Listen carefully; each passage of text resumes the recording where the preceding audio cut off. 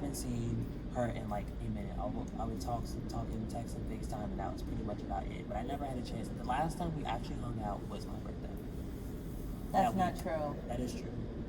When we went to Bethesda. That was birthday week. Oh. It was 2 days after my birthday. It's been like so February is the 2nd month of the year. Yes. And it is the 8th month. 9th month. It's been like It's the 9th month. It's been like 7 months. 7 months since we hung out. Since we actually hung out. Living my life like it's golden. Living my life like it's golden. Living my life like it's golden. Living my life like it's golden. Living my life like it's golden. Living my life like it's golden. Living my life like it's golden. Living my life like it's golden. Living my life like it's golden. Hey everybody, it's tamerilee and I'm Corey. John Corey to be specific. and I'm gonna put a link to his channel. He's a YouTuber, he's a singer, and he's also my main bitch. And we are just in a museum today. We're gonna have some wonderful antioxidants, and we're just gonna talk, just chatting, no pressure. We're just gonna talk about life. It's good to just like hear people talk. No theatrics. We don't gotta be on. We're not gonna be like those YouTubers. Not gonna have a fake voice. Not gonna be like, hey guys. Like, no, I'm not that type of bitch, and he's not that type of dude. So we have some deep questions we're gonna answer. Okay. We're gonna take our time, and we're both gonna answer all of these. Right. And then we can also just ask each other questions, because I was trying to do a thing where it's like, the end, where they have like the two people being all emotional and shit. I didn't want to do that because I'm like, who's trying to cry in a museum? So we're gonna do these. Okay. And first, wait before you start. Make sure you gotta like this video. Make sure you comment on this video, and make sure you subscribe to my best friend's channel. And subscribe to John's channel, and turn on the mother truck and post notifications. Okay. So I have to keep sending the link to everybody. Okay. that bell is there for a reason. Okay. Cheers. See, look. All right, so we're gonna start. Okay. This is good. That's good. That's good. You can have my one. You want to try the one more? No, I'm good. Okay. Okay. So we're gonna start. Okay. So the first question is, how would your best friend describe you? Pause. So first we're gonna talk about how we met. Oh yeah. Okay. And who we are. So you tell them your version about how we met and how long ago. Okay. So when we first met, we were sophomores in high school. We went to Northwestern. We had the same Spanish class. So I had just came home. No, not home. Shoot. I had just left my dance class, and for a couple of days, I really didn't know where to sit. So when I did find out where I could sit, I was sitting with her, another friend of mine that I knew, and another friend of mine that I knew. We all sat at one table, but the other person I really knew was one main person, and then another person who I used to have beef with, but never really did have. It's complicated anyway. And who the one that I kind of had beef with too? No, not her. No, it was the beige. Yes. Oh, but you don't have beef with her. Anyways, so we had we were just chilling in Spanish class. We were all pretty much we didn't really talk, but we were just like kind of like associates. Like when you go to it's like when you start a job and you meet new people. You don't really talk to a whole lot of people. Y'all just kind of feel a vibe or whatever. Yeah. That's kind of like how we were. So I think when we officially became friends, I think it was when I came to class, and I was telling the story about how my father was playing golf, and he broke a hip while he was playing golf. And when he was breaking, and the funny thing about it is, it wasn't actual golf. It was freaking Wii golf. Move up. So so when he was playing, and he swung this is him, and he got here, and he was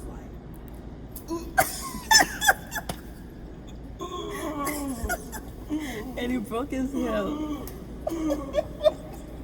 Still got that hole in one. I'm trying not to be loud. Yeah, he broke his whole hip. All right, so that's how we kind of started our friendship. So I was coming in through classes. I thought we weren't friends until junior year. No, we were friends sophomore year. Oh. It was sophomore year because that's when I started telling you about the time that I think had snatched a penny from me. I think that's when we actually got close. I think that's when we actually started getting closer. So I think I just the more the vibe and the stories that we were all just telling each other, all we just making each other laugh and whatnot. Then that's when we started. We were the loudest table. We were. And what was Miss Crease? It was Miss Crease yelling at us every single time we had a Spanish class. Even though we were the loudest table, we were the table that was getting our work done. We were getting our work and done. We were the one that was passing. So that's the power of air signs, guys. Gemini and Aquarius, we know how to get our work done while BSing at the same time. So ever since then, so sophomore year was cool. Junior year, I think we started walking places together. So junior year, that's when we started vibing even more. Because junior year, I think we didn't have a class together. We just basically had after school. Yeah. And then we were just trying to Senior year was the year. Senior year was our best year. Yes, because I got him into my Italian class, and that was the first time I ever had an edible. And that's one other thing. So I got into my Italian class. We were filming. Now this is not our first time making YouTube videos. Where am I looking? Okay, this is not our first. This is the camera. I was gonna try to find it. This is not our first time making YouTube videos. We were about to make a group channel. Yeah. I made a video at his church. Right. We made a video in Italian class. Called it the Jesus Christ Brothers. So I'm gonna see if I can find the videos and insert a clip because that was freaking fun. I submitted that video for a project. I was a freshman in college, and I was in a video editing class. Now, mind you, the leader of the class, the teacher, he worked for Reuters. He didn't know what that shit is, but it's like the grown people's BuzzFeed. So he was the producer. He interviewed I don't know if he interviewed the president. He interviewed some monk or something. So he was really cute. Anyway, so we were in the class, and I was like, oh crap, we had our final project, and the final project was months of preparation. He was like, guys, get equipment, buy a microphone, buy yourself a camera. We had to get our own little Final Cut Pro stuff. It was supposed to be this huge thing, and of course I don't, I was procrastinating, right? I forgot about the final project until an hour before class. An hour before class. Now this is something that was 1,000 points. I didn't do ish. So all I did was I was like, oh crap, it's an hour before class. So I just started scrolling through my iPad, and I found the video of me and John in Italian class. Now mind you, the Italian class, we were making the video extra loud and stuff because we had a substitute teacher. The iPad fell because we were laughing so much, and then we picked it back up and the whole video was upside down. So literally, I just edited for it to be 2 minutes. I was the time block or whatever. I did 2 minutes and the video was upside down. I was screaming. You couldn't even hear what I was saying. He was talking in tongues backward and sideways. And then I just uploaded it and I got a freaking A. I was over it. So anyway, we're gonna do the questions. But yeah, that's pretty much how we met. And our friendship, it's been it's strong. It's been a minute since we hung out like this. But I try to make sure to check up on her. She tries to make sure that she checks up on me. It's our schedules is just kind of really. Because I stay in the house and he's always busy. I'm about to say I go to work. I just got a new job, so now I'm about to be working even more. And just kind of focusing on what I got to do to better my life and whatnot. So. I feel like our relationship's more grown now. Yeah, I feel like it's not childish. It's grown. I feel like we're really mature as adults. We have our funny moments and we have our child moments, but I feel like now we're hitting adult life. We're in adult life. We can really we can actually say we're maturing, and I can say I've seen her mature a lot, and I can see myself mature a lot. I was friends with him when he still had overalls, y'all. He had overalls with the little fedora hat. He was a theater kid. I was a nerd. Theater was a mess. I was that nerd, but he was always screaming and crying and stuff, and I had to console him. So we've been through a lot. But you say that's changed. It was remember that one time when we were in theater rehearsal? We're not gonna talk about that. Yeah. Thank you. That was they had a. I was like, where are the hell are the cameras? I was over it. All right. So we're gonna get into the camera. Yeah. Okay. I took the little thing off. Okay, that's fine. All right. So the first question is, how would your best friend describe you? Are you doing this to me? Or are you doing this to you? I'm gonna do it to each other. That's what I'm saying. Ladies so first. Yeah. So let me describe John. Get it. You know what? John is a great person to know. I wanted to be his friend so bad in high school because I was like, this dude is he has a star quality. Really, he's so nice and funny. Even though he had a lot of spice at first, he had a lot of spice, a little smoked paprika. But cute and just like vivacious. You weren't afraid to be yourself, you know. And I feel like a lot of people, they kind of are attracted to people like that. Even in Pose, if y'all watch Pose, when Angel had the white man and he wanted to be around her because she was like her true self, and he was tied around being like a facade.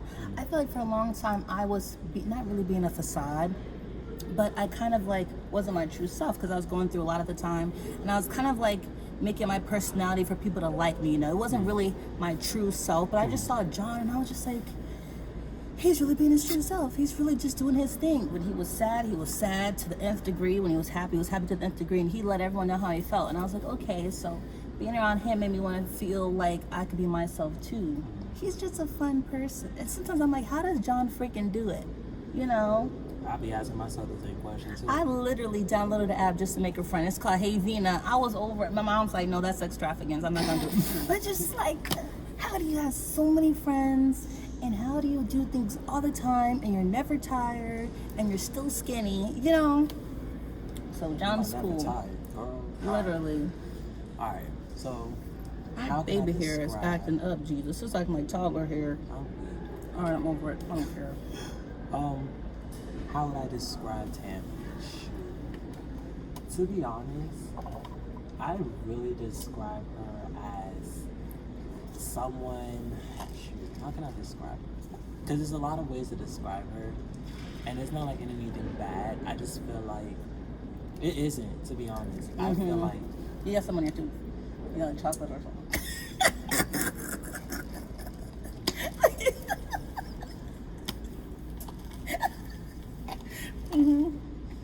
Let me It's see right again. here. Let me see. Okay, it's gone. I feel like she has. Before she was really quiet, but now as she's getting older, she's becoming more of herself, and I'm seeing that. Like, I can see her really like seeing a change. Like I can see. I was her- quiet You was quiet. You were quiet. in sophomore year. Sophomore year, and that's what I'm saying. Each year, it's always been something like it's like an inch of growth. Yeah. And but I feel like now that after high school, it was more growth. So I could see one way I can describe her as like someone that's really growing and becoming herself. Because before, like she had mentioned, she was always quiet. She was always shy. She didn't really do much talking. She did talk because she really knew you. Now, she's this outgoing person. She wants to do more. She wants to be more. I feel like she's the one where if you need advice, literally go to her. Because now, before, I kid you not, she would try to sweet talk you, but now she's more up and honest, and she'll actually tell you like 100%, this is what you need to do, this is how you should do it, this is where you need to go, this is how you need to do it, and whatnot. So it's like, she's more honest, and she's more open with you, and she's more vibrant. I can tell, like, vibrance is there. Like, I ain't never seen her in this color. Like, this is nice. Not today. Not today. I had restless legs last night. Anyways. But yeah, I just see more vibrance in her. I see her Stop taking really bras growing. showing. Anyways, but yeah, that's one way I could describe her. Open and honest and true to herself now. Because before she wasn't like this. And I think it took a while for her to actually grow into being herself. Just because she was really trying to find herself. And before she until she could find herself, she was hidden. And now that she's found herself, she's more open. That's just like, and that's just not even just with her. It's just with a lot of people. When you're trying to find who you are, you kind of like tend to stay to yourself, and then once you find who you are personally, I feel like that's when you're more open. I think it wasn't like I still, of course, everybody's still trying to figure out who they are. Was that me? What? You heard that crunch? Yeah, there's it. Okay. It's that dragon fruit. Trying to figure out who they are. You can hear that crunch off the walls. Yeah. Yo! Wait, hold on, let me do it again. Did I describe you? Yes, you did. Okay. So the next question is, what are some things that you wish people knew about you? Okay, I'm gonna go first on this one. So one thing I wish people knew about me is the fact that if all fails, I would be a veterinarian. Really? Yeah. Because you have a dog?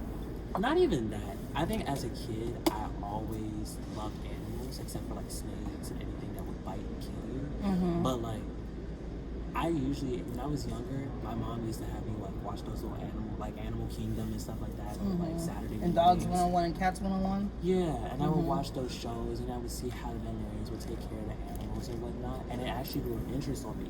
So I always had a heart for like animals and wanted to be a veterinarian and probably work in that field. So if really, I don't think anybody knew that. I always kept it to myself because I always wanted to push the artsy side of me and whatnot. But if anything, honestly, I would. That's the one thing I wish people could know. And you're giving me Simba today, so. So then Y'all, he's giving y'all Simba. He's giving y'all what the gift album. okay, you are bigger. He's giving you Brown Skin Girl, boy. There you go. Y'all, I just heard Beyonce's song Already yesterday, or the day before, and I tried to post a video about it, but then she took it down. But I like that song already. She's like, and I was like, all right. I was in the shower doing Yeah, my that's little, exactly what she did. my little soca queen. Okay. All right. So, What was the question? what are some things you wish people knew about you? The main thing is that my self-critic is ruthless. Really? I criticize everything I do, how I do it, and when I do it. And it sucks because it's just like, you know, I could feel it. I could be doing a lot. I could be productive, da da da. But the minute it's over, I'm like, oh, you're not doing anything. Oh, da da da da. You know, I just feel like I push myself so hard to the point where, like, I want to enjoy myself. I want to appreciate my efforts and just my life path. But I'm just so freaking hard on myself. It's terrible. Yeah, so it's just like, I never feel like I'm doing anything. I never feel like I'm doing enough. And maybe like other people like my age or John's age, or the same damn age, but you know, people like you just see other people doing things, or even just how you want to be yourself, like the thoughts that you had when you were older, when you were younger, and you're just like, man, when I was 22, I wanted to be here by now. When I was 21, I wanted to be at a certain place. And it's just like, when you're not there, it's not necessarily that it's wrong. It's just you're in a different spot. Right. And you shouldn't just beat yourself up. Just, you know, what's it called? The GPS. Yeah, re-navigate where you're trying to go. Oh, yeah.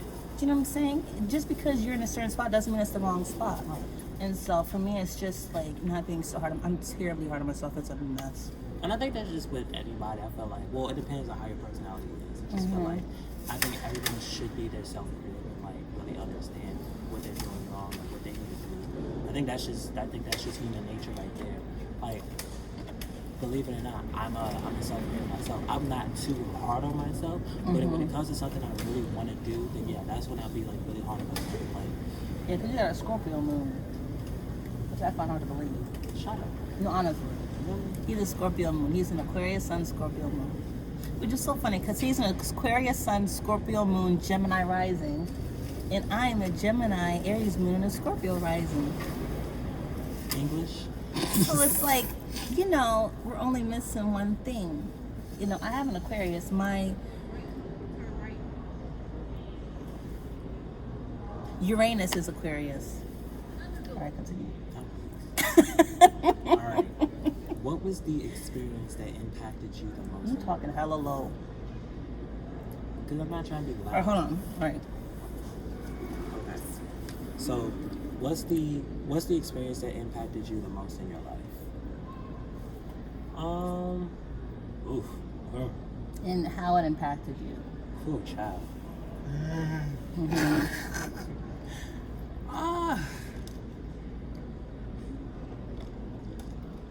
I think when I found out that I was adopted, I think that was when like life really hit. And I'm just being honest, it still hits to this day. Like me and my dude that I have now, like I think he's really he's comforting me and trying to understand like that it's okay that, you know, you are in this position.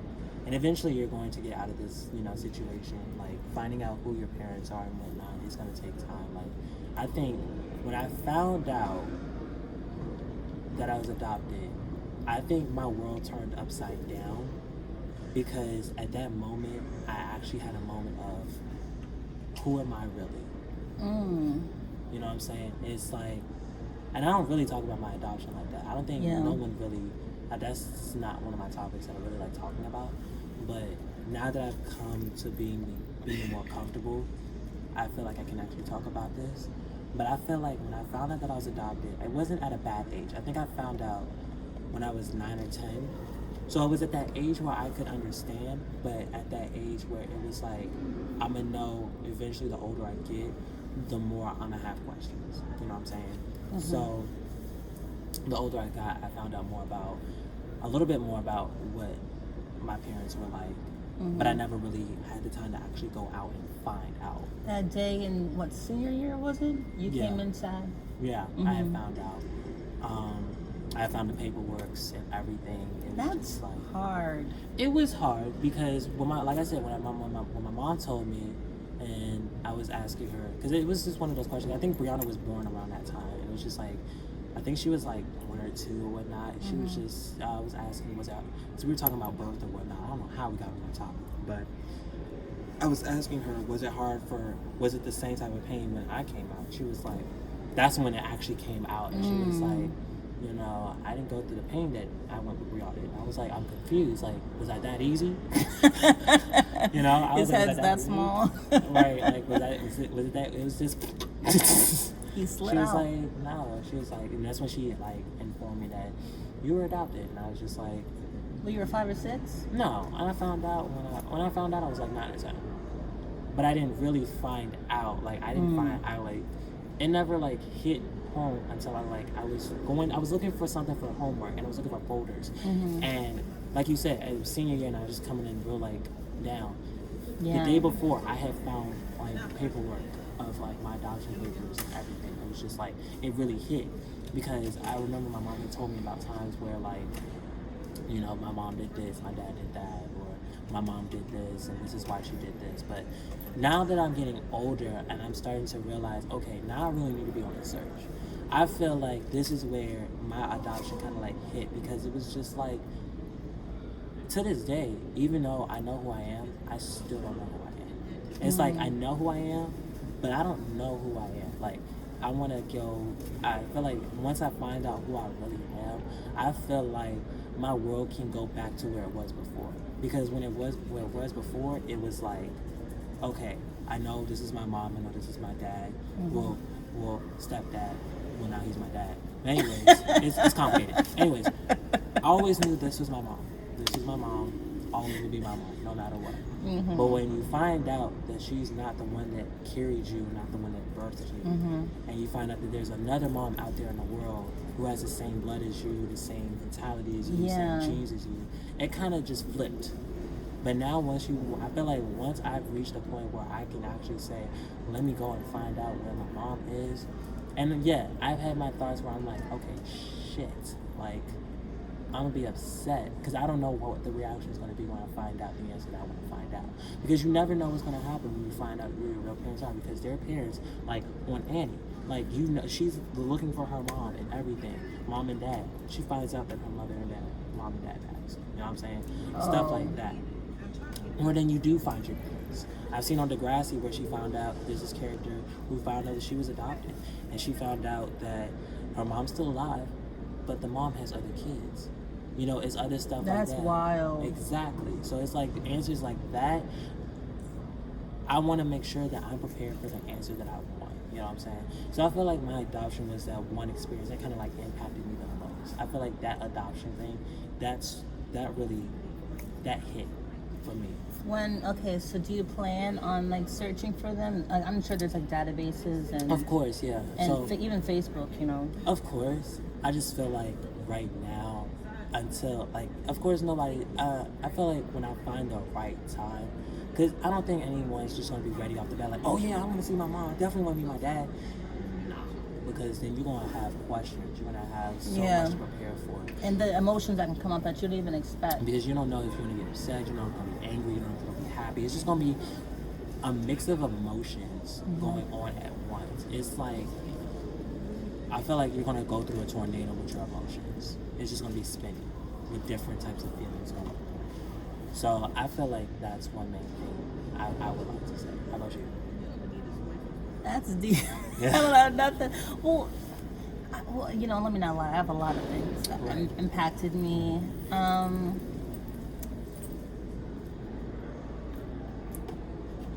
Well, dealing with certain family members, no names, just because I feel like your family, how you deal with your family, is how you learn how to deal with the world. Right, right. And so, because at the end of the day, you wake up and you go to bed there. So I just feel like certain relationships that I had, siblings or whatever, it really kind of impacted me in a way where, I don't even know how to word it, but just kind of very insecure in relationships. I don't know if it was just my interaction with like one of my siblings, but let me think. I don't even know. I mean, and sometimes it might not be as deep as mine, but I feel like it could be small things that can impact. But I feel like it's a whole bunch of stuff, right. That happened at the same time. Like, okay, I'll just say this. When we moved a lot when I was a kid. I think that impacted me a lot. Because I'm not, like, for instance, like, with John, he has friends from, like, the womb, or, like, 1-12 kindergarten. You have, like endless, like, but for me, it's just, like, every single time I'll get close to somebody, we would move. Like, literally, like, clockwork. The minute I would make friends, we would move. And not even move down the street, move, like, states. And I'm a kid, so I don't know how to have like phone numbers and emails and Facebook. I didn't know about Facebook until I was like 14. So it kind of made me kind of insecure with friendships. I would always have that part of my heart where it's just like I didn't want to get too close to someone because it felt like something would happen where I would leave or they would leave, or do you know what I'm saying? So that prevented me from having really intimate relationships. And it wasn't even until maybe earlier this year or last year that I decided like I want intimacy in my friendships. Like you can be like close, but like when you're crying and when you're dark, when you feel like you're overwhelmed with emotion, when something's going on, do you call your friends? Like I didn't. Like John was the only friend who ever saw me cry. So that time in it was in theater and we did like around the circle and I said I had a crush on that dude. Oh. Ooh. And yeah, literally. By the way, slow down. Literally. Ciao. Listen, I'm not even gonna get into it. But Not gonna get into that. like he's the only friend who ever saw me cry. Period. I think that's why, bringing back to sophomore year, how you were so quiet. Because it's just you just explaining yourself right there. Because I wouldn't have known that. I honestly, like, of course, what? that you were afraid to get close to somebody. Like I've known that, but like now that I know why, because you've been, like you said, you moved around a lot. So it's like say for example, because we got close, and like by our senior year, you found out that you had to move to Texas. Like that really would have happened. But though. that really would have happened, and it's just like, what was the point of me getting close to John for all of this to happen? Yeah. You know what I'm saying? So of course that right there. Oh wow, I didn't. And it wasn't even until last year where I decided, F it, I'm going to be intimate with my freaking friends. Like, I told them about my medical issues I was having, emotional crap. There was so much that she had told me about that. I was like, what the hell? God But damn. it's just like, my mom was the only person I ever cried to, called to, whatever. And like, my dad, but my dad and me and him, sometimes have conversation difficulties. I didn't feel like I could go to my siblings because they would just spill on my tea to my grandma. And it's just like, it's like in my mind I was just like, okay, Tamara, you're safe. It's not like you're gonna move anytime soon. It's not like you're gonna, like, you have your friends, just open up to them. They would tell me all their stuff. And for some reason, I just didn't even occur to me to tell them what I was going through half the time. And of course that's normal because, like you said, it's just because of the back and forth and the moving around. It's just like, and then it's like, you're like putting your trust into something and it's just like, for it to go away, it's just like, you feel like that's a waste of time and energy. That I honestly think that, honestly, I would do the same thing too. If I was moving around like that, like, if I wasn't adopted and I was always in foster care, honestly. Oh yeah, those stories, 50 million homes. Exactly. I felt like that I wouldn't have that one consistent friend. You know what I'm saying? It would just always be like, oh, well, I had this person I met when I was at this home or whatnot. But, so yeah, just that type of thought process, I'm glad that you realized that, you're able to actually say and hit ground that I'm going to be honest with my friends. I'm going to be open with them and shit. You know what I'm saying? Because it's like, I'm telling you, there's not a lot of good people out here in this world, and the people that you do meet and you end up friends with, definitely keep them. And if you got that one friend, and I'm just putting this out there, if you got that one friend or you got that one person that's lowering down your energy, or you're lowering down like all of your, and like bringing negativity into your life, you need to cut them out like ASAP, because what they're going to do is weigh down their negativity is going to weigh down your positivity. And what you're trying to do for yourself in your life, you're supposed to uplift and you're supposed to empower people. How can you empower and how can you uplift somebody if you have that negative energy around you? You know what I'm saying? So yeah, that extra weight, it's not gonna, you can't fly. You can't. And that's why I've had to cut down so many friends, because the friends that I've had, I'm telling you right now, there's friends that I've had that I've cut off. And I could name the names if I wanted to, but because I'm a holy child of God. Not trying to be messy. I'm not trying to be messy, but I had to cut some people down. I'm just like, 1, you cause problems. 2, you start problems. 3, you're weighing down my positivity. I told myself 2019 on, because of so much drama that I've been through 2018 and before, I'm not going through hell and back like I was 2018, 2017, 2016, and beyond and beyond and beyond. Because 2019 and up, 2019 I hit 21. That's when I hit adulthood. And if I'm going to hit adulthood, I'm not about to keep on going through drama, negativity, hatred, despising people. I'm not going sneaky stuff, lying, stealing. I'm not going through that. I'm not about to put, I'm not about don't to put steal. that energy back. Yo, y'all steal from me? It's on and popping on some real stuff. Oh like, God, who stole from you? Who robbed you? Ooh, we're not going to talk about that. Oh God. You already know who. I told you about him. Lil Sex. Afro. Oh. Yeah. She's doing good though. But yeah, no, I just wanted to put that out there that, sometimes you just need to cut that person out, and or if you really don't want to cut that person out because you really care about that person, let them know about themselves. And then That's see hard from there. though. Not for me. I'm sorry.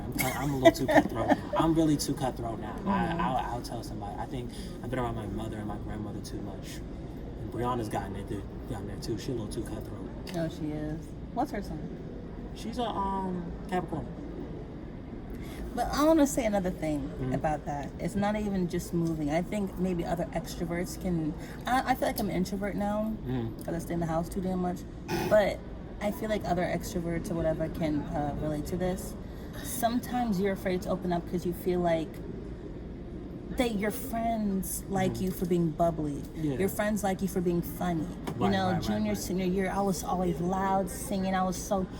I can pull up videos where I would just be always on. People tell me, "Oh, Tamara, are you on drugs? Are you smoking?" Like, I was so on, and most of it, I kind of, naturally, I was just my happiest at school because all my friends were there. I don't even know how I passed. I was skipping class, hanging out with my friends all the time. I even joined theater because John was in it, and I wanted to hang out with him. So for me, it was just like, they knew that and they loved that. I didn't feel like they would love like the vulnerable me. And even if it's just in my head, I felt like, oh no, they just like the laughs, they just like the jokes, they just like me being witty, they just like me, being loud and stuff. But I feel like they wouldn't love me vulnerable, they wouldn't love me sad, they wouldn't love me not energetic, And it comes to a point, especially during depression. I had like the worst depression last year, in the beginning of this year. I didn't want to hang out with anybody. I felt scared. I felt like they wouldn't like that me. I feel like my friends wouldn't like that me, and that's why I had the whole sleepover thing, because it was just gonna be like my one friend coming down from Jersey. But I was like, no, because like before my friend came down, months before that, I didn't hang out with anybody. I just felt like no one would like me anymore. It's such a scary feeling when you feel like people only like you for a persona. Your happiness, and people only pay attention to the smile, but really they don't pay attention to what's going on in the inside of your head. I didn't even say about that. That's some real stuff. Like people really want to just see the light. Like it's like Robin Williams before he passed away. Oh my God, yes. Oh my God, I cried. I think everybody was paying attention to his comedy, and everybody was paying attention to his laugh, but nobody really paid attention to what was really going on in the inside. That man had bad depression. Yeah. When I did my research on what happened and why he passed away, it just really hit, because it's like everybody's putting on this fake smile. And people only pay attention to fake smile, everybody, because society nowadays, they only want to see you happy and whatnot, and because you're behind closed doors. And I'm not just saying this just for myself, but just for anybody, because I was like that too. I always put on a fake smile, and always making making other people happy, but behind closed doors when I was home, I was crying. I was upset. I didn't want to be bothered. I was always in my room. Brianna would come downstairs to try to talk to me, and I'm just like, leave me alone. Brianna's his sister. Oh yeah, I'm sorry. Or my mom be like, Corey, are you okay? I'm fine.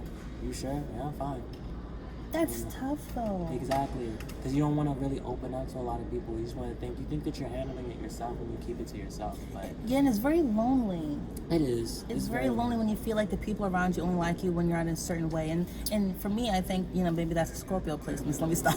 But I just feel like when some people, when they're sad, all they want to do is be around friends. But for me, when I'm sad, I isolate myself. Yeah, I don't want to be. I don't want people to see me vulnerable. I don't want people, because it's very scary for me. Because people are going to be like, oh, are you okay?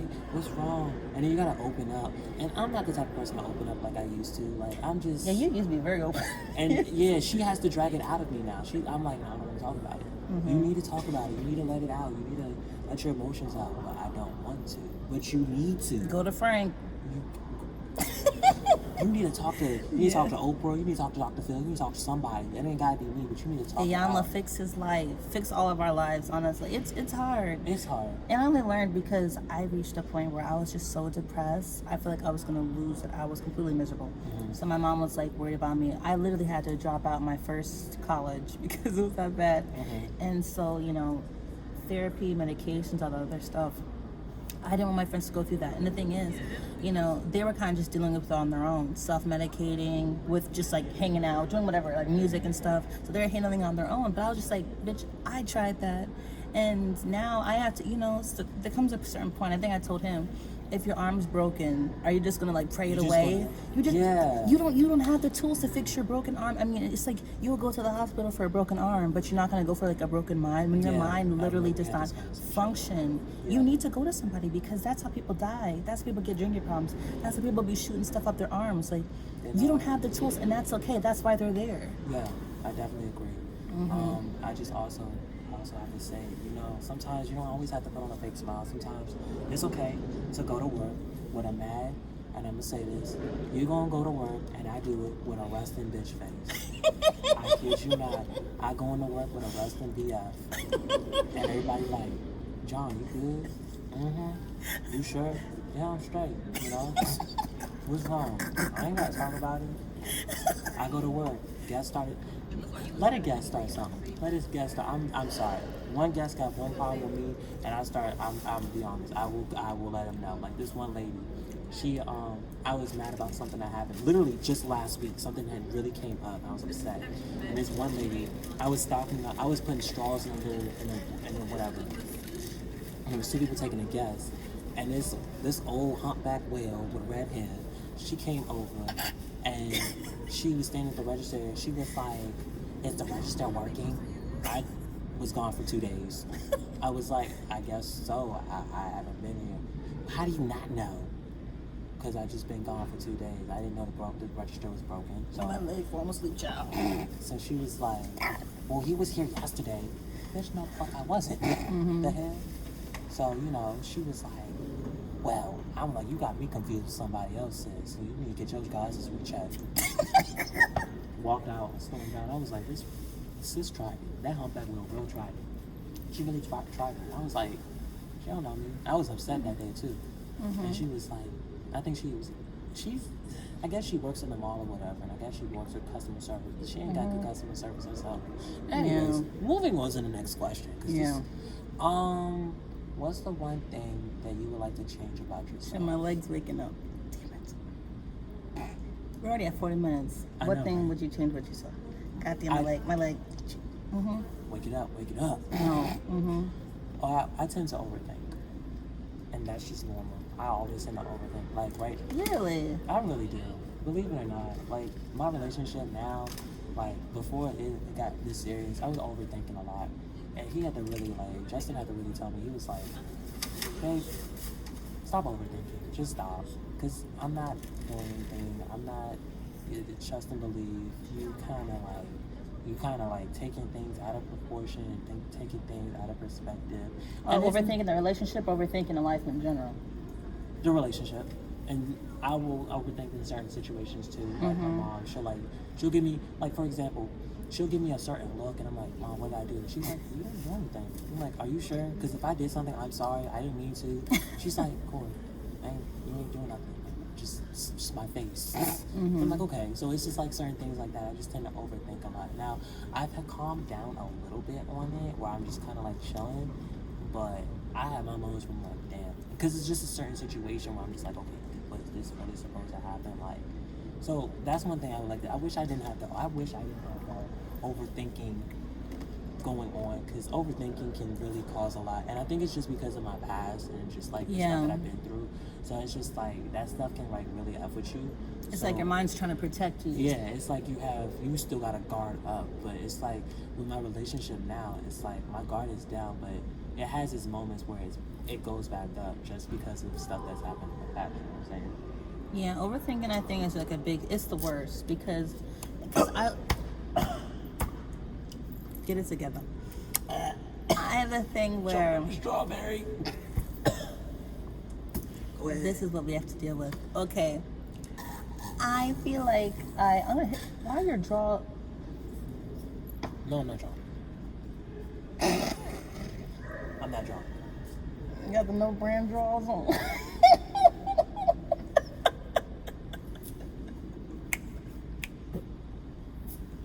You guys, anyway. So we're gonna do this. What was the question? What's the one thing you changed about yourself? Oh, right. How We're about still your on that humor? question? Okay. So one thing overthinking, right? Overthinking. I overthink in a different way. I feel like sometimes my mind is just going 1,000 miles a minute and I can't control it. Sometimes I feel like I can't even control my thoughts. Do you know what I'm saying? Like, I don't want to think negatively. I don't want to think like something bad happened to somebody. I just, like, my mind will just go so extreme. Like, for instance, I even talked about in the last video where it's like I was dating this one guy or whatever, and he went on the whole 18-hour flight, and I'm thinking we of course, natural, he didn't talk to me for 2 weeks. Is it who I think we're talking about? So like I really thought he died. For me, like, my mind, I'm just such a worry wart. I feel like even like my mom, if she doesn't text me back like while she's at work, when she's on the way home, I just overthink. Like, I'll just download the police scanner app. I'm listening to see if there's accidents. Like, it's so bad. And for me, it's just like when I care or when I get worried, I get angry. Do you know what I'm saying? Like, for instance, even like with like my mom or anyone else, if I feel like they're just doing something, like, I yell at him. If I like care, just like, get it together, go to the freaking doctor. Like, are you dumb? Like, I just get really angry because I'm not a gushy worry wart. Like, I'll just yell at someone to get them together. Do you know what I'm saying? Because for me, it's just like gushiness doesn't help. Like, I really will just worry. And like, I'll just overthink about the future. I'll just think I'm not doing enough. So for me, like, it's like a pessimistic mind. Yeah. You always think of the worst. And it's just so annoying and it's so draining because life isn't that bad. Yeah. So I don't know why my mind keeps trying to be programmed that way. But I think that's the main thing. And also, the self-critic. Okay. What did your last relationship teach you? You should go first on this one. So my last relationship was a waste of my time. But you know what? It taught me a lesson. Because he physically was like extra credit, just fine, dark, beard. Everything. A dream come true. But it was almost like God was trying to teach me, listen, my first boyfriend, he had like a stellar personality. He treated me like a princess and everything. But like everything else, I wasn't something that I naturally would have gone for. I'm trying to be nice. But he like, I wouldn't like think I would be with him, not just because of whatever reasons, just like, but he just surprised me with like, he treated me better than I thought I could. I felt like it was like a movie or something. And then after him or whatever, right? I got this other guy, and physically he was out of the water, but like his personality was just like, he would talk to me in a high-pitched voice, like a fairy voice or something. He would talk to me like with his customer service. No, but like with a customer service voice. I don't know if it's a cultural thing. He was Nigerian. But you know, it's just like with me, he talked all soft and sweet. The minute I would get to his house, the bass came out. I'm like, what? Like he sounded like a demon. When he was on the phone, he was like, "Da, da, da, da, da." I'm like, what's Wait, excuse me. So what he was? I'm like, what's going on? He just had a talk about persona, right? And he kept me as a secret. We would never. He would always promise me, "Hey, we're gonna go out. We're gonna go out, dates, and all this other stuff." He never took me out. It was just, I'm not gonna get into it because my parents watch. But you know what I'm saying? It was just like, at this point, I'm just like, man, I'd much rather be with a homeless man if he can treat me right. You know what I'm saying? It don't matter if you're cute. At a certain point, I just looking at him and I was just like, ugh. And then his breath started to stink. I'm just like, listen. God was trying to teach me to marry looks don't mean a gosh darn thing, except for pictures. After pictures, it's useless. Honestly, for me, I was just such like a character person now. I think God taught me, don't just say you want a black man with a beard. It's more than that. Do you know what I'm saying? Because I literally got a black man with a beard with an accent who could cook like 4 stars. I mean, even though I burned my butthole, but you know, it was just so freaking. But the thing is, everything else was trash. He would ignore me for hours on end while I'm visiting him, like with his friends. Like, I mean, I just felt like, I don't know, I felt like a concubine or something. But it just really taught me that you just cannot, looks don't mean anything. Right, yeah. Looks is like an afterthought. You really have to go after like the character. And that's something that, you know, is like, my freaking shoe is off. Oh yeah, I thought you knew I that. didn't even feel it. I saw it. I saw it and felt it. It went. Because this foot's asleep still. I'm gonna need it to get it together. You know, I lowered my cholesterol because it was up. Oh. But I was having this Chinese tea and it went down like 20 points. Oh wow. Yeah. Congratulations. Chinese tea. Y'all is the best have tea. Puree tea. Pu space ERHT. They have it as a tea cake, which is like condensed. You know, like the loose leaf where it's like the free herbs. Oh. You just scoop it, but it's like compacted into like this little ball. So you just take a chunk and.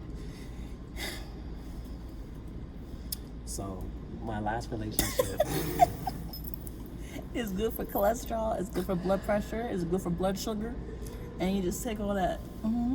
No sugar. So the last relationship, it taught me. Wow, the last relationship taught me was the more you open up with somebody and they don't open up to you, they ain't the one for you. I realized with the last relationship that I was in, because the last relationship I was in, I was opening up a lot. But this person never really opened back up to me. And I think that was one thing that I could say I hated, because when he didn't open up to me, all his secrets came out after the breakup. And it was just like every time I found out something, it was like month after day after month. It was just always something different. And it was just because I thought that I could trust this person. So I'm Is this empty now? Oh, okay. I just felt like the more I was opening up, I mean, and there were some things that he didn't even know about me. It was just more the fact that I was just opening, but I was never getting that back in return. Yeah. And then also, if I'm putting in 100%, if I'm putting in energy in a relationship, I would want that energy back. So I'm not going to be sitting here and putting in, like, a relationship is supposed to be 50-50 on both sides. Relationship I'm in now is definitely 50-50, like, off the bat. Sometimes, you know, there'll be days where he'll do more. There's some days I'm doing more. But the fact of the matter is, we're both putting energy in this relationship. We're both putting in the time and the quality and the communication. If the last relationship I was in, I was always doing the communicating. I was always doing the energy. I was always doing this. I was always doing that. And if he was to do some type of communication, or he was trying to do some type of, you know, this or that, the only time he would probably communicate, I'm gonna be honest with you, it's about sex. If The it guy wasn't about from Louisiana? The one with the bag, the jacket you had? what? Remember we went to the mall, you had his jacket or his bag? That one? Yes. Oh, okay. Yes. But yeah, so like, it's like if I'm trying to do this, I'm trying to help you out, I'm trying to do this for you, I'm putting this energy in and whatnot, and you're not giving that back to me At all. I'm not gonna keep sitting here and wasting my time on this. And that's literally from all the relationships I've been in. I was always doing this. I was always doing that. I was doing this. I was doing that. I was putting in communication, but there was no communication coming back. The relationship I'm in now is communication on both sides. This person really cares about me. Justin really cares about me. I can see that he really does care for me and really wants to be with me in the future. Like, I see it a lot. Like, it's proven. Like, he's telling me right now, texting me, talking about something. Focus on this video, so stop texting me. But He knows about the video? Yeah, he knows that I'm video. He knows I'm doing this video. So it's like I want that. That's why I'm kind of glad with this relationship now, because I'm not stressing. I think that's one thing about a relationship you should never do is stress. Because I thought a relationship involves being happy. Yeah, of course it's gonna have ups and downs, but like at the end of the day, you shouldn't be stressing about whether this person is gonna hit you up or not the next day or the next hour. Oh gosh, yeah. You know, like that shouldn't be happening. You know, I kid you not. Probably in the next 30 minutes to an hour, he's gonna text me, "Hey babe, what you doing? How's the video going?" I'm expect that because I'm so used to it now. Like the communication and consistency has just been there. You know, like that's one thing I can say about this relationship from my other past relationships. Communication has always been a key. Like there was never a good communication from the past relationships. Yeah. And that's why communication, and not even just with a relationship, communication is just always key. Because whether you're at work, whether you're with your family, whether you're friends, communication is always key. If you're not communicating with somebody, the hell, why are you friends with that person? Why are you even talking to that person? Why are you trying to have a conversation with me if there's no communication? You know what I'm saying? Like, especially with work. Like, I know for a fact now that I got this manager's position, it's gonna be a whole lot of communication going on. If no one's communicating with me, the hell am I doing there? Yeah. Same thing with friends. If you're not communicating on what's going on, or how can we do to fix our friendship and stuff like that, or what's going on with you, or if you need help, how can I help you if you can't communicate? You know, it's just stuff like that. Gosh, this is some good strawberry side. Woof. All right. I think I'm gonna answer this next question first. What do a lot of parents do that screws up their kid? So, I have two different types of parents. We have two parents. Okay. I'm gonna answer that in a minute. My mom asked me a question. Oh. All right. So my mom, and I kid you not, we were just having a conversation. My parents and my sister and I were in a car Sunday after church. We were having this type of conversation. And we were explaining how, we were saying that Brianna has dad's features, but she has mom's personality. And what I mean is that... I'm just looking at my legs out. Yeah, that's fine. Brianna has dad's features, so face, nose, eyes, feet, like literally feet. Good grief. Like, Really? She has his toes? oh God. Anyways. Gosh. But then she has mom's personality. And what I mean by personality is like, my mom, my mom is more so of this generation. Even though she's like, you know, she's the age that she's at, and I'm not gonna put her age out there like that. You know, it don't matter. She don't care because she embraced her age now. I'm not gonna do that. But she's getting with my generation, my sister's generation. She's trying her best to like understand it and, you know, get a feel of it. Whether my dad's side, it's more so old-fashioned because he's like 64 going on 65. So because of how his mentality was as a child and how he was raised, he thinks that this generation should be the way that his generation should be. You know what I'm saying? So it's like, he's the old-fashioned way, and my mom is the new generation set. She understands. She understands. She like, I kid you not, me, my sister, and my mom in the same room is like watching TV for 2 hours, watching a comedy movie of Melissa McCarthy and Rebel Wilson. Like, because we just... You chose the two worst comedians of this generation. Anyways, or Martin Lawrence and Will Smith in Bad Boys. Only... Okay. Or it's just like, because... Lucy and Ethel. Yes. I love Lucy. But I don't know who to darn do. lip walls. So I guess we could do Fred or Ricky, whatever. Anyways. Our energy is just so funny. It's just like, we'll just laugh at the stupidest thing. Like, my sister can make a face and we'll laugh for like 5 minutes. Or we'll play a game and I'll say something wrong out my mouth and we'll just laugh. It's just like stuff like that. It's just like, because our energy is like that. But then I don't have that. You'll have it. But like, when dad comes in the picture, it's just like, I don't see what's funny about this. And me and my mom and my sister, we're just looking at him like, why you gotta be the downer? You know what I'm saying? It's just like, and what he'll think is funny, we'll just look at him like crickets. Chirp, chirp, chirp, chirp.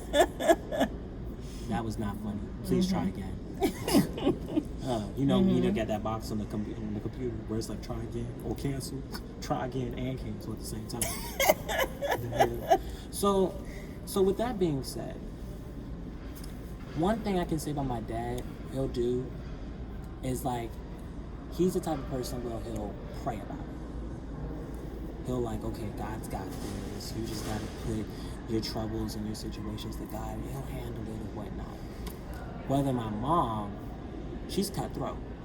She'll say, yeah, of course, give it to God. But at the same time, she's like, boy, you need to get this done. You need to do this and you need to do that. And sometimes it may be good. Sometimes how she comes off about it, it could be wrong. So it's just like, the way my dad does it, it kind of will piss me off. The way my mom will do it, it'll only piss me off if she says it wrong. Or if she's like yelling about it. Like if I'm talking to my mom about something, and I kid you not, it's happened before, and she'll like brush it to the side. And sometimes that'll hurt, because it's just like, Mom, how can you sit here and brush off my problems? And I'm sitting here listening to everything that's going on with you and Dad, or you and your business, or you and Brianna. How can I sit here, or you and your, you and whatever. How can I sit here and listen to you, but when I have a situation that I just need a mother's advice, and you push it to the side?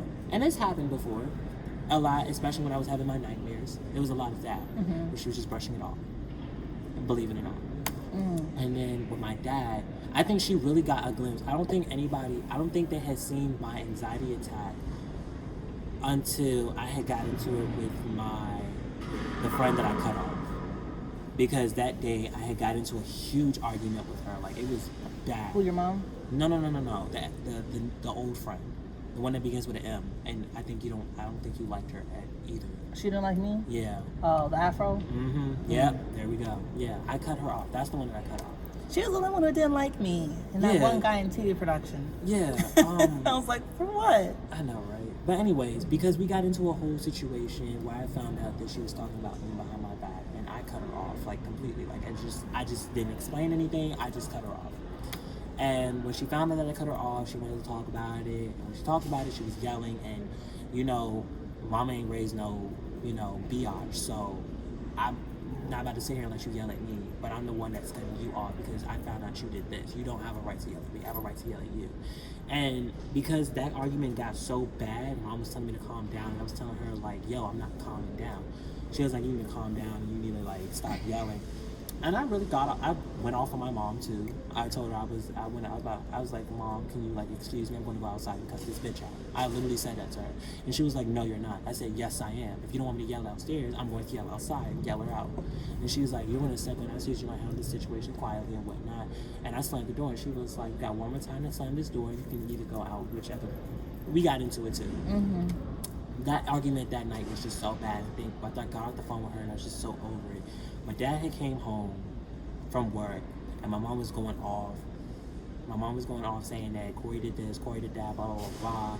Situation here, situation there. I go upstairs. I'm trying to apologize to my mom. And she's like, no, you don't have a right to apologize. I'm telling you to calm down and you're not listening to me. And I'm letting her know. I said, Mom, you get to go around this house all angry and all upset and whatnot. But when I have a situation, I gotta be quiet about it. I gotta be civil about it. And then I'm trying to apologize to you. You're not even trying to take it. You're not even trying to hear me out. And she's like, it doesn't matter. You're disrespecting the house and blah, blah, blah. I remember this.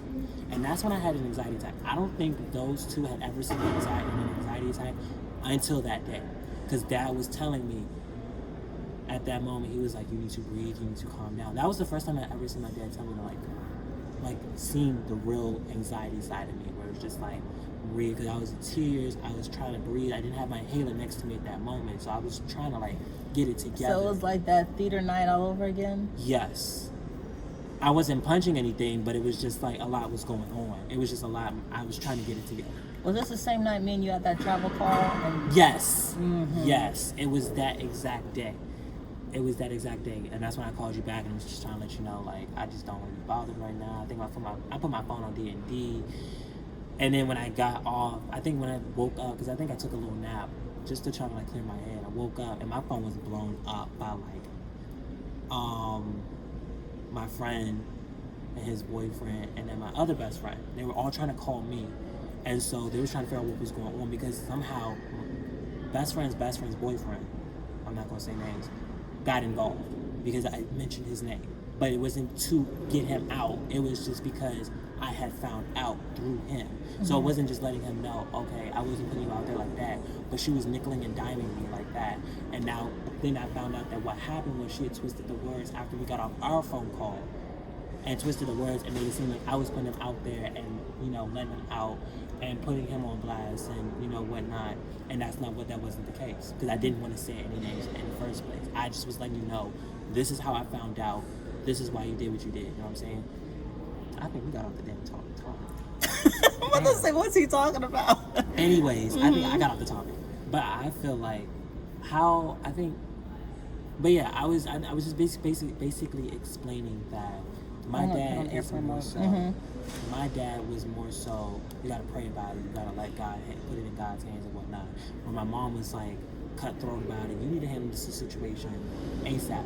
But how does that affect you? Oh, because sometimes I feel like, yeah, Dad may say pray about it or whatnot, but at the same time, I feel like that's not the answer that I really need. Yeah. And I feel like sometimes, yeah, praying about it is one thing, but what am I supposed to do after I pray about it? You're saying pray about it and give it to God. Okay. They say prayer without action is dead. Exactly. So if you're just telling me to pray about it, where's the action? Because so that's where my mom comes in and she's like, we need to pray about it, but also you need to get this done. Like, you need to get the situation handled. And I feel like sometimes parents say pray about it just because they don't want to answer. They're tired. They just want to go to bed. They say, you pray about it, I'll go to bed. All right. I need to use the bathroom. I need to tank. All right, it's in the museum. So you probably got to get your bag checked. Don't have your bag, just go. Yeah, all right. I'll be right back. Go ahead. Intermission. Oh, well, all right. Since I got the video to myself. Ow. Hey. Alright, so if y'all didn't get my social media, I think y'all should get it now.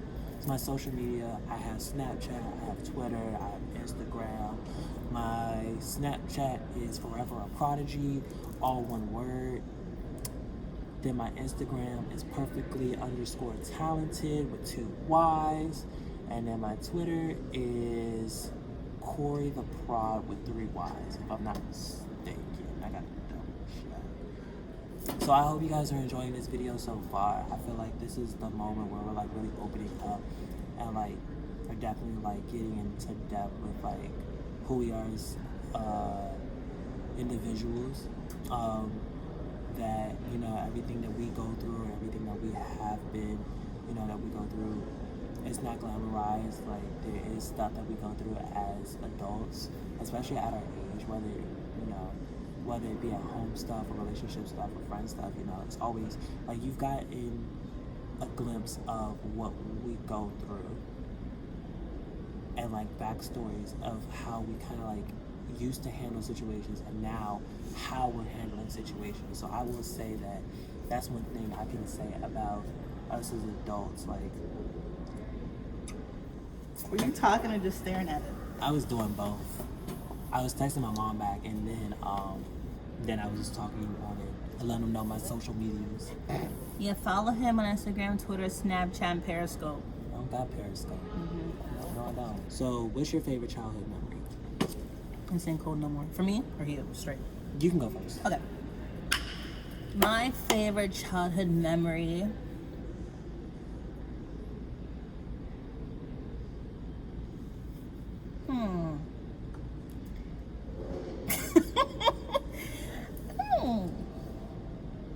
When I think about it, it's kind of hard. Dang, that's sad. Not that it's sad, but it's just like, I guess there's a lot. I mean, yeah, of course there's a lot. I think I've had a few. I think, well, with me, for me, my favorite childhood memory was the fact that I actually got to meet my dad's side of the family. I think when we had our family reunion, and like meeting his side of the family of like his sisters and his cousins and his uncles, and then another part was meeting. It's like, okay, so it's 3 parts of my childhood, where one part I met my dad's side of the family, on another part I met my mom's side of the family, and then on top of that I found out about my mom's other side of the family. So it was like 3 different parts of family that I didn't even know I came from. Like, my mom had told me that she had 2 brothers, and I had a cousin.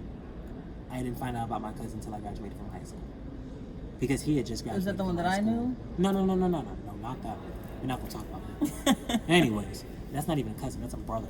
I was about to say. No. I was about to say. No. When I graduated high school, my mom had told me about how we were going to this graduation party, and it was for my cousin. And I'm like, okay, all right, cool. I don't mind, going to a cousin's graduation party. Turns out the cousin is actually my actual cousin, like not my cousin from like adoption, but it's just like my mom had 2 older brothers that, of course, like we knew about, like I knew about as a kid, but I never really knew. I just thought she just called everybody her brothers, so they were just like brothers. No, literally that's blood.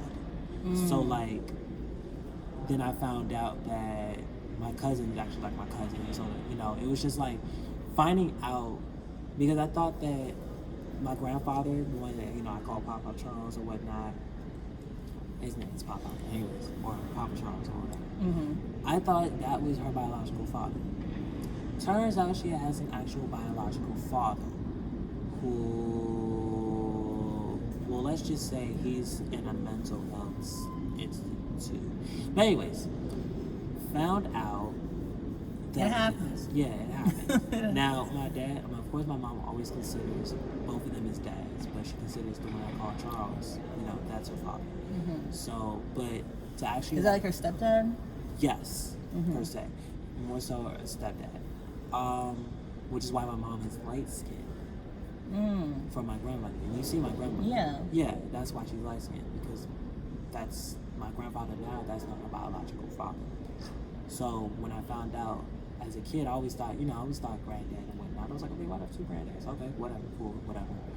But now that when I graduated high school and I actually found out about the actual family tree, I thought that was actually pretty cool to see that, okay, I'm not the only one in the family that, had to go through that trying to find the parents and whatnot. Not even finding parents, but just you have other relatives that you can get close to, you know what I'm saying? So that's one thing I can say. I got to see that on my mom's side, just like the fact that she has 2 other brothers, and then I have a cousin who's the same age as me, and like graduated high school the same time I graduated high school. So like meeting them at the graduation party and whatnot, and then the fact that like to this day we'll like hit up each other every once in a while, which is good, but it's just like that was one good childhood, I would say. And then just also meeting my dad's side of the family, and then just when I went to South Carolina when I was in 8th grade, meeting the countryside of the family, it was actually pretty cool. Like I wouldn't mind going back into the countryside. Like, the countryside was actually pretty good. So just meeting different, like all different types of sides of the family, and just like the reaction when they see you, and they're like, oh my gosh, you were such a baby when I met you, and then now look at you. It's called growing up.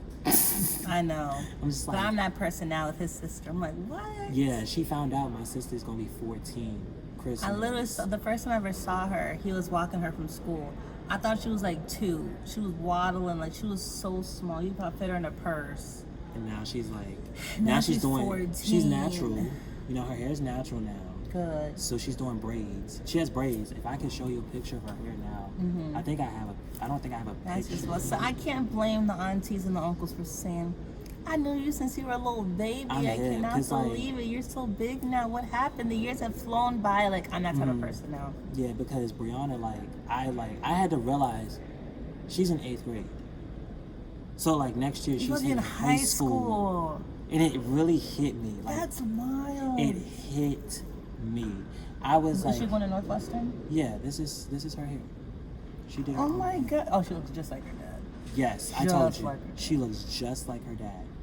Like when I say the resemblance is real, like. Oh my, yeah, she's. Oh wow, she's so cute. Boy, I think I can. That's my sister. Isn't she so cute? She did her own hair.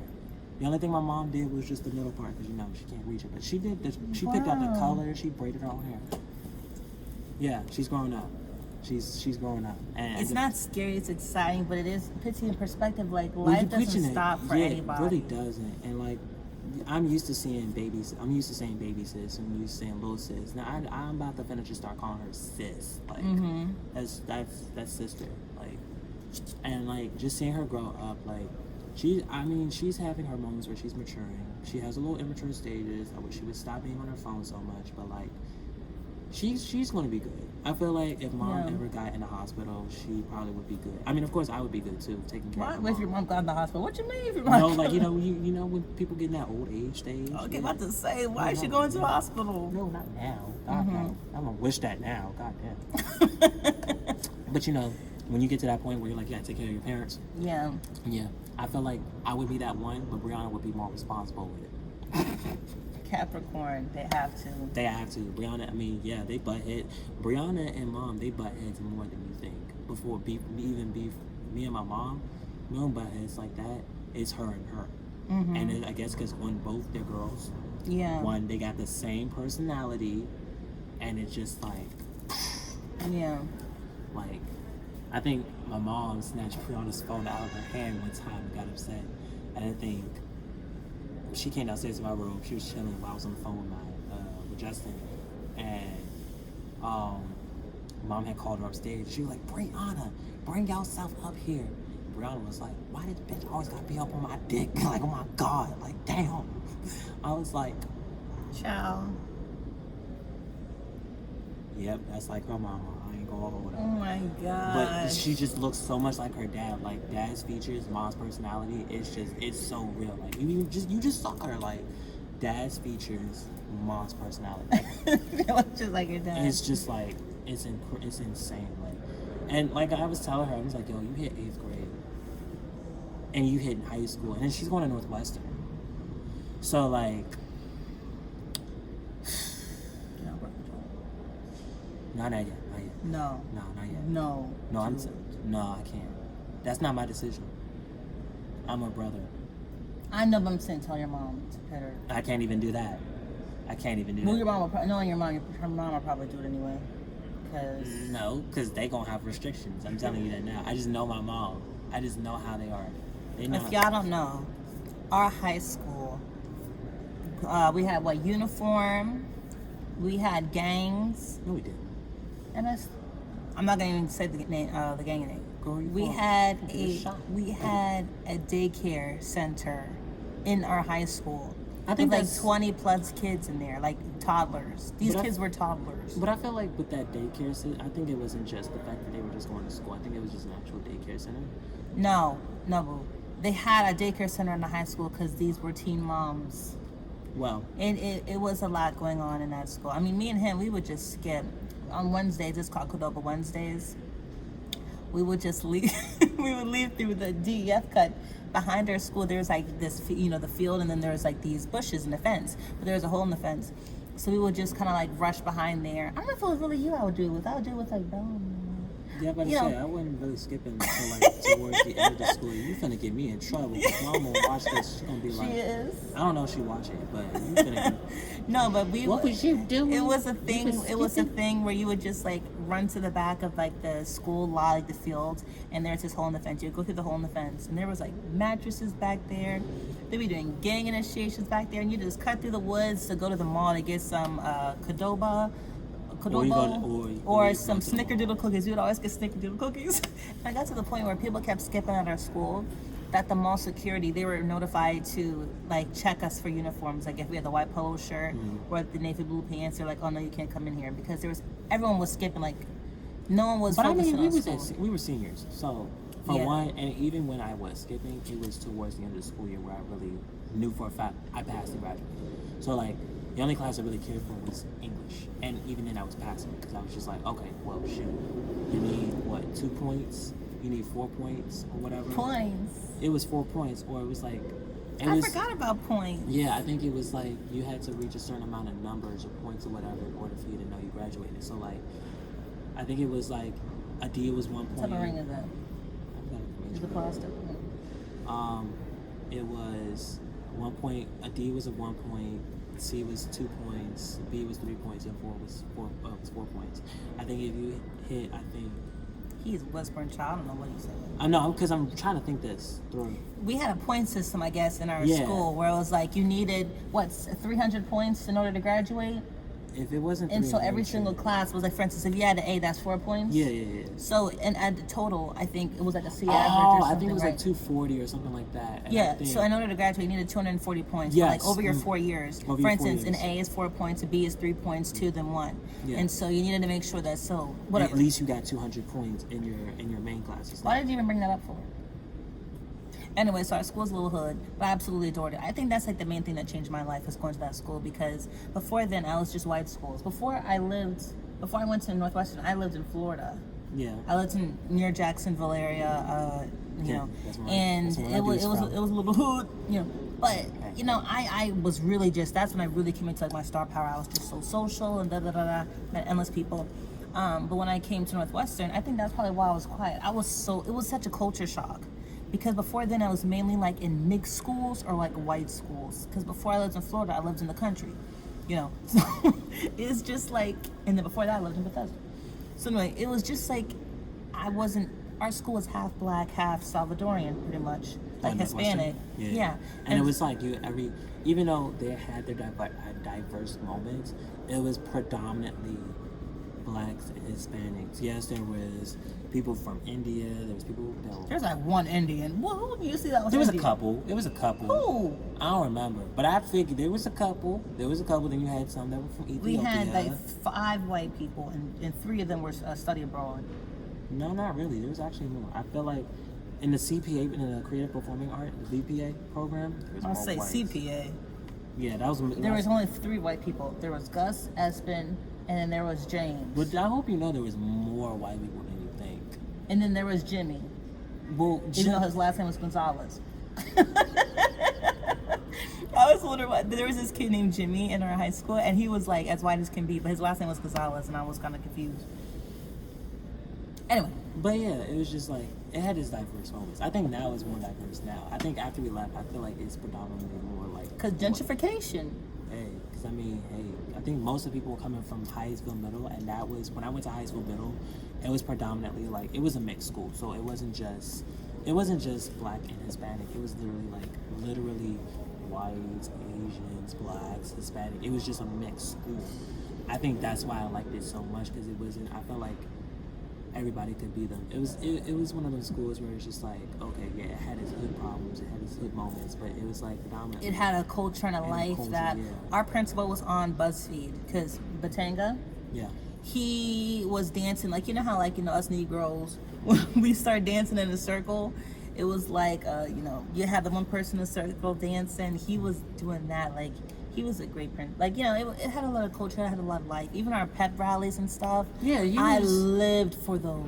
Oh I gosh. honestly lived when for he them. was, I honestly think when he was principal, like my freshman and then our sophomore year, it was good because pep rallies were on point. He was really engaged with not just sports; it was just more so everything and everybody.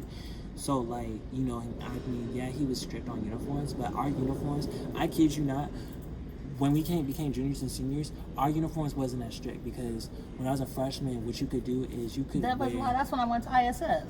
I was yeah, wearing booty shorts. So our uniform, my freshman and our sophomore year, it was anything that was labeled Northwestern, you could basically wear. So if you had Northwestern sweatpants, you could wear Northwestern sweatpants. If you had a Northwestern shirt, or your school shirt, or your class shirt, you could wear it. Because normally it was just a white polo. Yeah, normally. Or navy blue navy blue pants. And that was the uniform. But as long as you had anything that was Northwestern based, then you could wear it. So, like, for example, if I wore anything ROTC, so if I wanted to wear my Navy, because I was in ROTC, if I wore my Navy pants, yeah, just for 1 year. Yeah, about to say, for freshman year? Yeah, freshman year. Oof. That's a story. Anyways, if I wanted to wear my navy blue pants, I could wear my navy blue pants, which had the Navy on, because they were Northwestern. And I could wear a white polo shirt if I wanted to, because 1 is navy blue, 2 is Northwestern, 3 is Army, and 4, I also have a white polo shirt on. Now, if I was just wearing a white t-shirt and just whatever sweatpants, I couldn't do that. But as long as you had the Northwestern logo or anything that of Northwestern, you could wear it. But then Miss Murray came in and she like switched it Miss up. Murray was the principal that replaced Miss She's still the Batanga. principal now.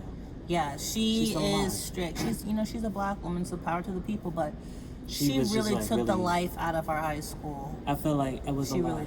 did. It was, we had to have navy blue pants and we had to have. It wasn't even white about the polo. uniform. Like our first principal, Mr. Batanga, he was always in the hallways. He was Engaging, socializing yeah. with us. He had friends. He spoke Espanol, mind you. He's what? I think he was from the Philippines. Yeah, he's Filipino. Well, they speak Spanish a little bit, but he was so engaged. Yeah, he and was then we really had Principal Murray.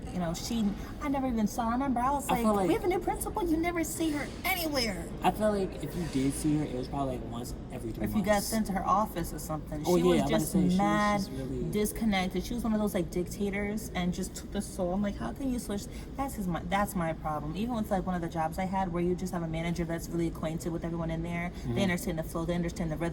And you have a principal that just like comes in, they just want to change everything. It's just like, can you at least get acquainted with the rhythm first? Can you at least understand the dynamics? Right. Because it's just like, this isn't just a school, this is a community. Do you know what I'm saying? Like people are walking home from school, people are in this school, or even like on the weekends, our school turned out to be like a church. It converted to a church. So this is a Yeah. whole community center. You have to understand that first before you just start being cutthroat and stuff. I mean, understand that sometimes people want to compensate when they're in a new power position. They want to prove their authority. But just like, come on now. Yeah. This ain't a marketing firm. This ain't an office. This is a school with like actual students. They got their I kids in the daycare. You have to make it like a comfortable transition. Some people are in there, like for instance, Larry was there for like 10,000 years. So, so many students are there for a long time. It's almost like they're home.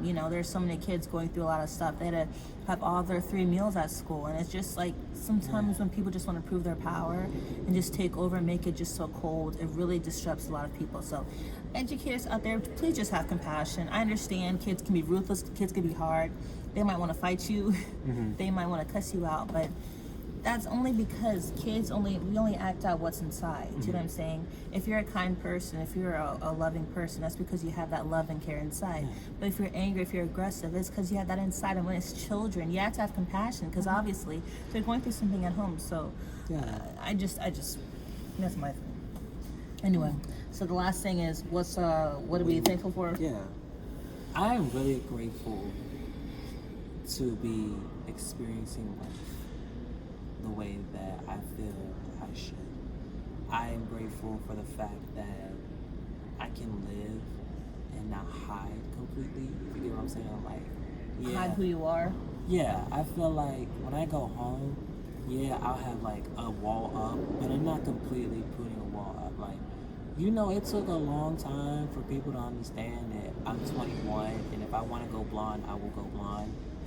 Being blonde is his biggest issue right now. Like, I kid you not. I'm still getting used to me being blonde. Like, I'm looking at this camera and I'm realizing That's not even blonde. That's cinnamon.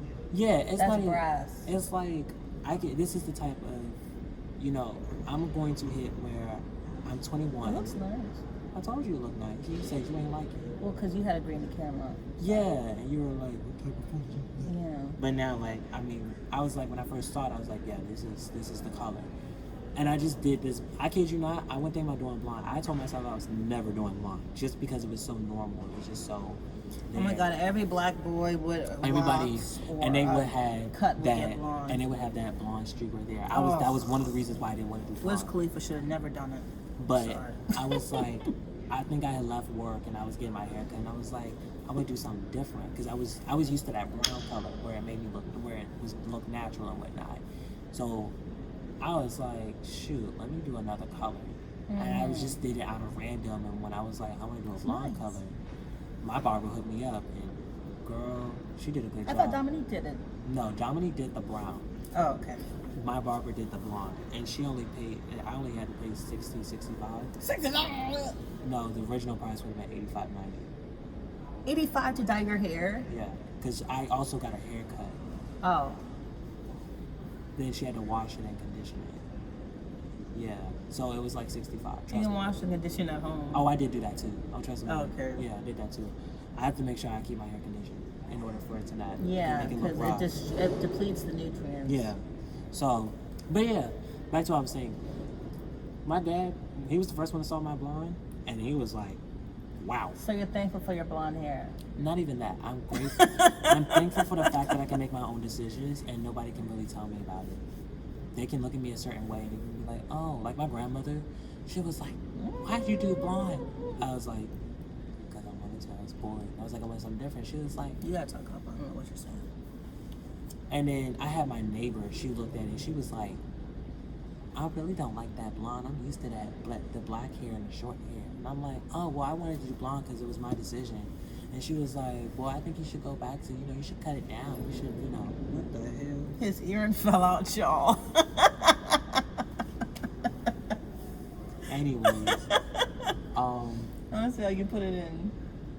so yeah, my neighbor was like, you should definitely like go back to that Well, let me black. put some Vaseline. Stop. Ow, I got Vaseline. So do I. Just so it can lubricate it. I'm weak. Oh, that's the same one I got. You don't, what? Oh my gosh. Anyways. But wow. Oh my gosh. We're going to talk about the time she gave me like lotion When?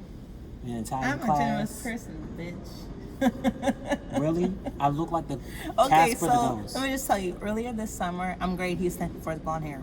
But earlier this summer, No, we're talking about Italian class. earlier this summer, I went to like a couple countries, and I visited. I basically not backpacked around Europe, but I basically road tripped around Europe with one of my friends. His name's Gus, and so my foot's Shout out to waking- Ghost. My foot's waking up again. My foot has died and woken up 4 times. It's alive. So, we were in Paris, right? We were in this place called Montmartre or something, and we just came back from the Sacré-Cœur. So we were in this park garden, and we were sitting there, and I was tired of him talking, so I was like, "Be quiet," I just wanted to sit the garden. It wasn't even like a garden. There's gardens everywhere. It's like endless flowers and bushes and stuff, but it was just a chill little square little garden thing, and I just had the bench and. We were walking so much, and I just wanted to sit You down. just wanted to sit down and relax. Yeah, I just sat down, and it was just so cool. And then his lips were chapped, and it was bothering me because he kept trying to talk to me, and I kept turning around, and I just saw the flakes. I'm like, boy, bye. So I had like this chapstick, right? And it's a chapstick that it wasn't even like a clear chapstick like Vaseline.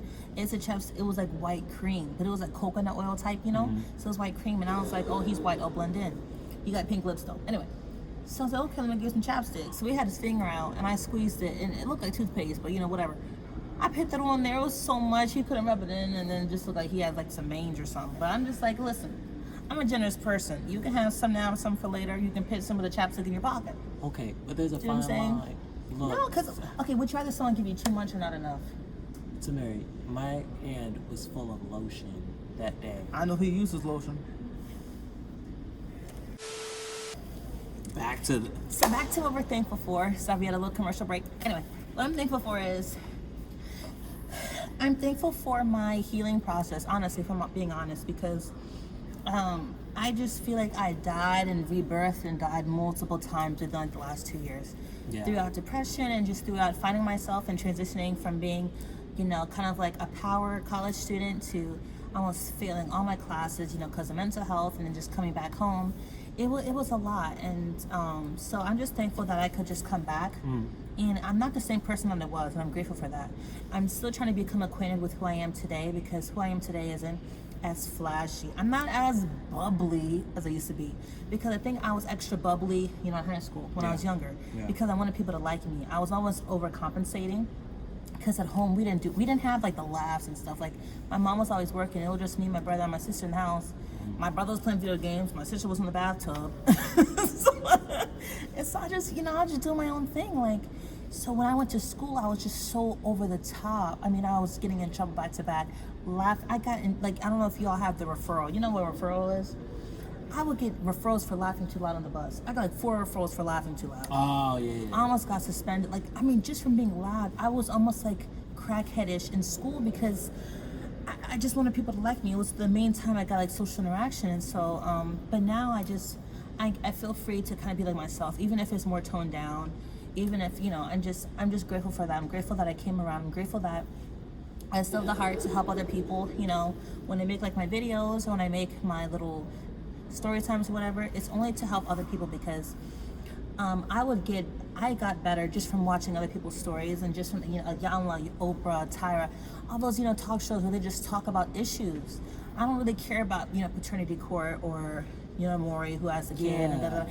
I just really like listening to people's stories, and people overcome so much. So I just kind of wanted to just kind of, you know, a little bit, you know, have a little funniness or comedy, but also just tell you like real crap that you really don't hear that much. So I'm glad that I still have the heart to do that, and I'm glad that even though it's hard as hellywiggers sometimes, I'm still keep going, you know?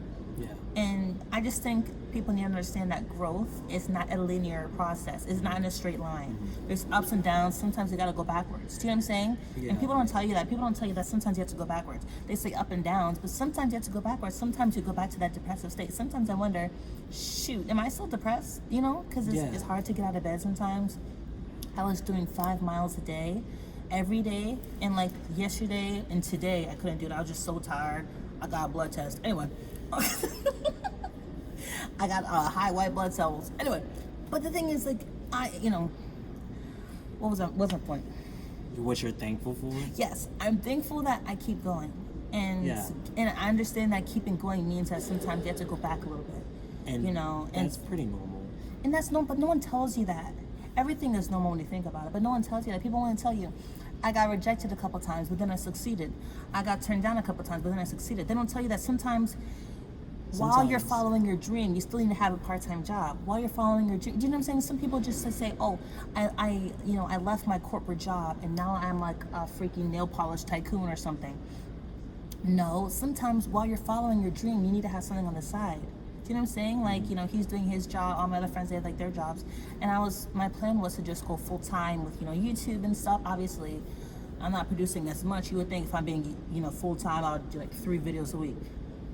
Doing YouTube is hard, okay? Because you gotta sit there, you gotta make the video, then you gotta like edit, and editing. It's like 7 takes hours time. of editing, and then uploading is like another 3-4 hours. But anyway, just appreciating myself and my growth. Like I said, I have a really tough self-critic. But other than that, I'm just grateful for who I am, and I'll just come to appreciate it more and more as time goes on. You just have to love yourself where you are. You can't just love yourself. You can't just wait to love yourself when you're at your dream weight, when you're at your dream job, when you're at your dream place. You have to love yourself now. You don't just magically love yourself when you get to that place. Do you know what I'm saying? Because I was that girl. I reached goals and I reached milestones, and I still kind of felt the same way as I did before. So just love yourself now, and I'm grateful that I can do that. That's my main thing. And then another thing I'm grateful for is the fact that we can be open and honest about what goes on in our lives. Yeah. You know, a lot of people, like she mentioned, just you don't really see a lot of people, you know, not spreading, but at least opening up about their emotions and what they go through in life. Like I mentioned while she was in the Tinkle room, like you got to see not just from her perspective of what she's been through, but you also got to see from another friend, another perspective of what he's been going through. And then not only on top of that, not only do we go through these things, we gotta remind you that we're African American, so we got a lot going on right now. Then you got me in the LGBT community. I'm about to say, he's representing all the beautiful gays. Like then you also have, with her, she's a female, and also a lot happens with females.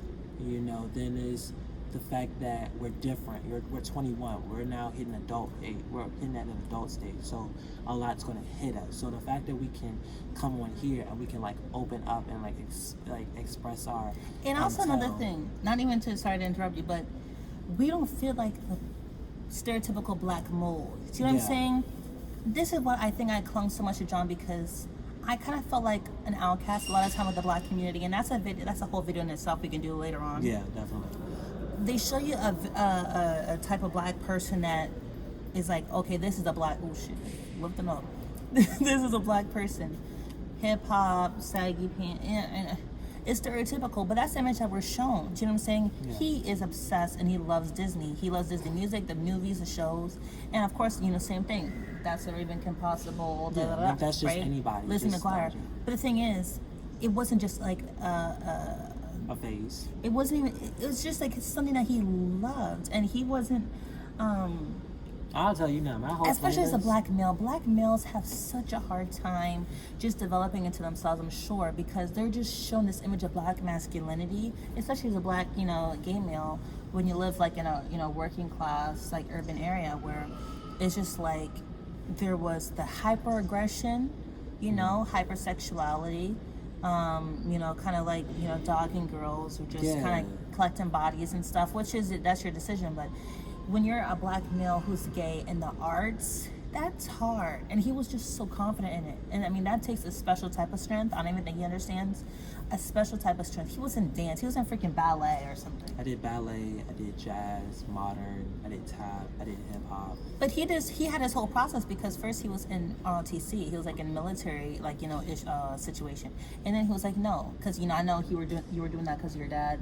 My who was uncle, in- yeah, he wanted me to do Oh, ROTC, yeah. yeah. So it's just the growth is insane, and just coming into your own as a black person where you don't necessarily fit the mold. You know what I'm saying? I didn't have my baby hairs laid ever. I didn't have Yeah. the hoops. I didn't have like the the type of mean what It's they give just- the image It's that they like- give us. yeah, the we way- weren't that. I'm gonna say the way that people present African American culture. I'm gonna tell you right now, that's me every once in a while, but that's not me. I feel like this is how I dress. I dress H&M sponsored. H&M, Converse. I got a sweater, ripped denim. I have piercings, necklaces, rings, and jewelry. That's just me. That's just how I am. This is just. I'm not gonna get up, cause my legs will sleep again. No, it's fine.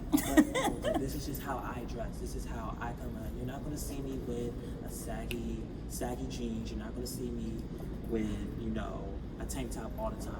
Oh my Like bro. that's just not how I dress. Like I dress like a white boy. You don't dress like a white boy. Please stop. Well, Listen. not- He dresses like John. Well, yeah, John Corey. Yeah. I'm dressing like me because I feel like this is my persona, and I'm telling you now, my style has evolved. Yes, child. Like I think it went from baggy clothes. Yeah. When? Back when I was in high school, I was wearing them roomy baggy uniform pants. Then I started making my own money. I thought those are hand-me-downs. That too. And then when I started making my own money, I think I was working at Checkers, and I started. Yes. Yep. That was terrible. How did you do that? We're not gonna talk about In the that. middle of that parking lot. Anyways, yeah. Then I got to afford and get my own pants, my own uniform. So I wasn't wearing the baggy stuff. I was wearing the fitted stuff. So then that's when I started to grow up. Then started making money so that way I could get my own haircuts. So I stopped having that ball cut phase, and that's when I started having the fade. And then eventually my style started to grow. In my senior year, I had a fade. I actually looked decent. Like my senior year, I ain't graduated looking like a bum. I can say that about myself. And then when I graduated high school, I got it, more comfortable with what I was dressing. I started thrifting after high school.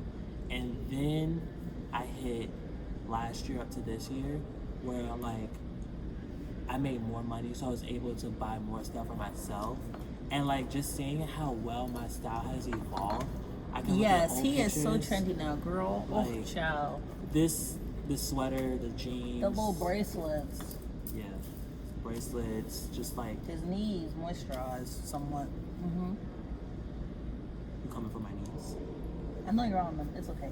Continue. Anyways, it's just I'm not your typical African American male. Like I am an African American male. He's very individualistic. Individualistic? Yes. He had to Yes. develop his I'm- style. And that's something that's really hard for us black people because You always want- R&B, hip-hop. You're given this image that you're supposed to adhere to. When it's really hard when you don't fit that image, how you don't feel like you can be secure in your style. You don't feel like you can be secure in your tone, like how you talk. You don't have to have a traditional black accent. Yeah. I got, not necessarily bullied, but I got real white girl. You talk like a white girl. Da, da, da, da. Okay. For I years. sound like a white boy. Literally. And it's just like, what? Do you know How what do I'm saying? you get the fact that people go on you because of how you talk and how you dress? the society nowadays, I really just don't understand. Like, especially back in the day, it was worse. Like, now, people don't care. But today, like, but before, like, people was getting bullied because of how they were dressed. People was getting bullied because of how they talked.